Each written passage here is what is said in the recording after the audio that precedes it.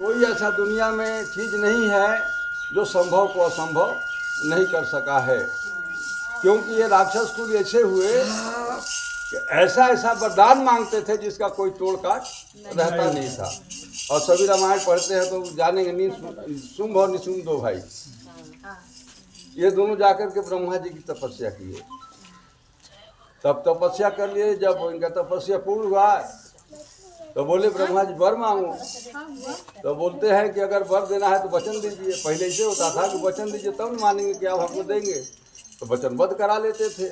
अब उसके बाद मांगते थे वर को, तो मांगे कि हम लोग माने अमर हो जाए, ये वरदान हमको दीजिए। ब्रह्मा जी बोलते हैं ये तो दुनिया का सत्य नहीं है, ये हमसे नहीं होगा, क्योंकि दुनिया का ये सत्य है कि जो इस पृथ्वी पर आया है उसको एक दिन जाना है, ये निश्चित है। अब इसमें जैसा कर्म हम करेंगे उस मुताबिक से हमको जाना पड़ेगा। करनी भरनी तब मरनी, तीनों यही है।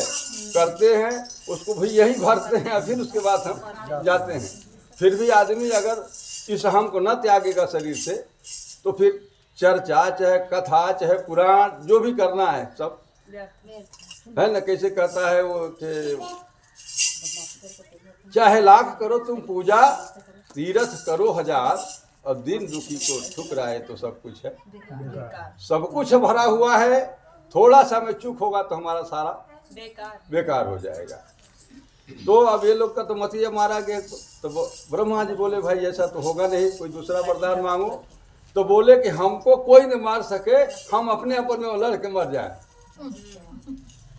हम दोनों भाई हैं, ऐसा वरदान दीजिए अब कि हम ही जो अपने से मरे, हम दूसरे के मारे ना मरे। अब ब्रह्मा बोले मस्त, तब ये तो वरदान हो गया, तब तो पा लिए, तो बलिष्ठ हो गए। अब जब राक्षस लोग बलिष्ठ होते क्या करते, उत्पात करते थे। तब ये लोग उत्पात करते करते पहुंच गए नारायण के दरबार में, और लक्ष्मी जी को देखे थे। अभी लोग मन पापी हो गया, क्योंकि वहीं पर लिखा है उनका मौत। अब वो लोग देख के बोले अरे ये इतना सुंदर आप नारी है, यहाँ ऐसा कहाँ मिलेगा। तब उनके चक्कर में पड़े, बोले अरे ऐसे थोड़े होगा, पहले युद्ध करो, जो जीतेगा दो जन कैसे ले जाओगे। तो दोनों वहीं कटवा के मार देते। ये संभव को असम करना ये भोलेनाथ का काम है। ये तीनों ब्रह्मा विष्णु महेश तीनों एक ही हैं। हम अलग अलग भजन को पूज रहे हैं, लेकिन ये तीनों हैं और एक ही के संतान तीनों हैं। जगत जननी एक ही है जिसके तीनों संतान है। फिर अब सृष्टि में जाते हैं तो ब्रह्मा जी को फिर बताया गया 60 पुत्री दी गई, 60 पुत्री में 27 कन्या पाई, चंद्रमा जी ऐसे करके बंटवारा हुआ। तब सृष्टि आगे बढ़ा, जो आज आते आते हम लोग इतने में हैं। तो हम आए हैं कर्म करने के लिए, तो हम अच्छा कर्म करेंगे तो ही भगवान अच्छा फल देंगे। बुरा कर्म करेंगे और भगवान हमको अच्छा कर्म फल दे दो तो शायद ही है, नहीं होगा। तो तन मन धन लगा के अगर हम कहीं भी जाएं, अपनी स्तुति में ध्यान लगाएं, भगवान का भजन करें, तो हो सकता है कि रुपया में को पैसा कहीं प्राप्ति हो। पूरा पूरा तो नहीं प्राप्ति होगा, क्योंकि कबीर भजन में एक बात लिखा है, कोटि के गैया दान करत निर्भो। कोटि मतलब करोड़ों, कोटि के गैया दान करत निर्भो, गिरगिट जोन पड़ी।